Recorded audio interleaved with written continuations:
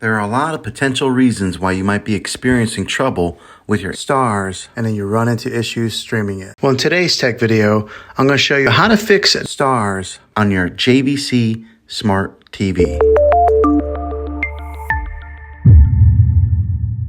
Let's see if we can fix your problems and get your STARZ back up and running as quickly as possible. The first one, it's the easiest one to try, and that is to unplug your TV from the wall outlet and wait 60 seconds. Now don't be impatient here, wait the whole 60 seconds, then plug it back in. This is very different from turning your TV on and off with your remote control. This is what we call a hard reset of your TV, so make sure you do this method. If that doesn't work, then find your router that is giving you Wi-Fi and unplug the power to that for 60 seconds. Then plug it back in. If it fixes it, great. If not, let's go ahead and move on to the next method. Try deleting STARZ. Go to wherever the apps are located on your system and remove the app altogether. Then reinstall again. After you reinstall it, you might have to log back in with all of your credentials, but hopefully this will work. And if that doesn't work, then I recommend buying an affordable Roku stick, Fire Stick, or Apple TV 4K.